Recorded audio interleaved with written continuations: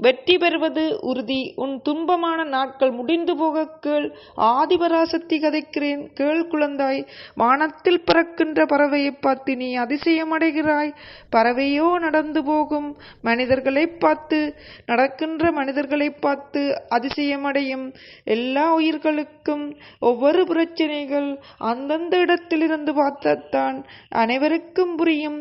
பறவையை பார்த்தால் உனக்கான வாழ்க்கையை பார்த்து சுதந்திரமானதென்று, சந்தோஷமானது, நிம்மதியானதென்று நினைக்கும். அதேபோல் பறவை இறக்கை விரித்து பறக்கும் போது மனிதன் அந்த பறவை போல வாழ வேண்டும் என்று நினைத்து பார்ப்பது யதார்த்தம்தான். அவரவர் வடிவிலிருந்து பார்க்கும்போதுதான் வாழ்க்கையில் கடினம் புரியும். கடினம் என்பது சூழ்நிலைகளை பக்குவம் இல்லாமல் எடுக்கும் முடிவுகளால் தான் திசை மாறுகின்றது. ஆனால் எல்லாம் உயிர் ஒன்றுதான். அவரவர் வாழ்க்கைகள் போராட்டங்கள் ஒன்றுதான். அதிகமான வாழ்நாள் கொண்ட பறவை கழுகு வயதான காலத்தில் இரை தேடி அலையும் போது தன் வாயால் அழகு மூலம் இரையை எடுக்க முடியாது. அதன் உடம்பு பலவீனமடைந்திருக்கும். பசியால் தன் வயிற்றுக்காக 3 மாதம் உயிர் போகும் வழியாய் அனுபவிக்கும். தன் அழகு பலவீனம் ஆனதால் அதை மீண்டும் பலமடைய தன் அழகை பாறையில் போய் முட்டி அதை உடைய வைத்து மீண்டும் அழகு முளைத்து வரும் வரை சாப்பிடாமல் உயிர் போகும் வழியை தாங்கி கொண்டு இருக்கும். தனது அழகை கொண்டே பாறையில் முட்டி மோதி உடைக்கும். அந்த ஏனெனில் தான் நீண்ட காலம் வாழணும் என்று கொஞ்ச காலம் வழியை அனுபவிக்கின்றது. அதைப்போல் உனது நீண்ட காலம் வெற்றியடைய, உனது மகிழ்ச்சியாக வாழ ஒரு கொஞ்ச காலம் உனக்கு வரும் பிரச்சனைகளை உனது வாழ்க்கையில் பாடமாக எடுத்துக்கொள். கழுகு தன் 3 மாத வழியை பெரிதாக பார்த்து இருந்தால் தன் வாழும் நாட்கள் பசியால் துடித்து மாண்டு போயிருக்கும். நினைக்கப்பட்ட நாள் வரை வாழ வேண்டும், உணவு வேண்டும். அதற்கு இந்த வழி எவ்வளவோ மேலென்று தான் வாழும் நாட்களை மனத்தைரியம் நிறைந்து வாழும். அதை போல நீயும் உன் வாழ்க்கை நீ வாழ வேண்டும். என்ன நடந்தாலும் உனக்கு நினைக்கப்பட்ட நாட்கள் வரை அதற்காக சில வழிகள் சந்திக்க நேரிடும். அதைத்தான் நீ அனுபவித்து கொண்டு இருக்கிறாய். உன்னுடைய துன்பமான நாட்கள் முடிந்து போயின. போராட்டத்தில் நீ வெல்வது உறுதியாகிவிட்டது. உன் கை அளவில் உள்ளது வெற்றியின் இலக்கு.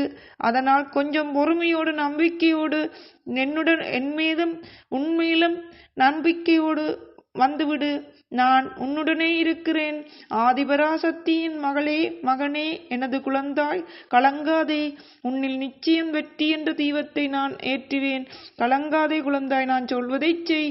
இந்த வீடியோவை முழுமையாக கேட்டு நான் சொல்வதை இப்போது செய். மனதை ஒருநிலைப்படுத்த தியானம் செய்வது மிகவும் அவசியமான ஒன்று. அதற்கு நீ சத்தமான இடங்களில் இருந்தால் உன்னால் தியானம் செய்ய உனது மனதை ஒருநிலைப்படுத்த முடியாது. ஆதிபராசக்தியையும் உனது குறிக்கோளையும் நீ தியானம் செய்ய உனது அமைதியான இடத்தில் மனதை ஒருநிலைப்படுத்தி ஏதாவது ஒரு அமைதியான இடத்தில் சென்று அமர்ந்து விடு. அதில் அமர்ந்து கொண்டு எல்லாவற்றில் உறங்க முதல் எல்லாரும் உறங்கின பிறகு அதுவும் எழுந்திருந்து நீ இந்த தியானத்தை செய். உனது மனதை ஒருநிலைப்படுத்த மூச்சை உள்ளெடுத்து வெளியிடு, வெளியெடுத்து உள்ளே விடு. பின்னர் எண்ணங்களை கட்டுக்குள் கொண்டு வந்து சிந்தனையை ஒரே நேர்கோட்டில் வைத்து தினமும் ஒரு குறிப்பிட்ட மணி நேரம் தியானம் செய்வதை பழக்கமாக்கிக்கொள். நிச்சயம் உங்கள் வாழ்வில் அது பெரும் மாற்றத்தை உருவாக்கும். ஆதிபராசக்தியே போற்றி என்று சொல்லும் போது அதனுடன் சேர்த்து ஆதிபராசக்தியே போற்றி என்று சொல்லும் போது உனது எண்ணங்களையும் உள்ளெடுத்து வெளியே விடு. உன் மனசில் ஒரு குறிக்கோளை வைத்துக்கொள். ஒரு ஆசை இருந்தால் ஒரு ஆசையை வைத்துக்கொண்டு அதையும் நினைத்து அதுடன் சேர்த்து எனது பேரையும் சொல்லு. ஆதிபராசக்தியை போற்றி எனது இந்த எண்ணத்தை நிறைவேற்றி வையம்மா. ஆதிபராசக்தியை போற்றி எனது இந்த எண்ணத்தை நிறைவேற்றி வையம்மா. என்னை இதில் ஜெயிக்க வையம்மா. என்னை இதவாக மாற்றம்மா என்று நேர்மறையான எண்ணங்களைக் கொள். நான் இதுவாக வேண்டும், எனக்கு இது கிடைக்க வேண்டும், நான் இதுடன் சேர வேண்டும், இவருடன் சேர்ந்து வாழ வேண்டும், அவருடன் சேர்ந்து என்னுடன் கொண்டு வந்து சேர்த்து வை, நீ சேர்த்து வை, என்னை சேர்த்து வைப்பா என்று நம்பிக்கை சேர்த்து வை என்ற நெகட்டிவா இல்லாடி வைக்க மாட்டியா?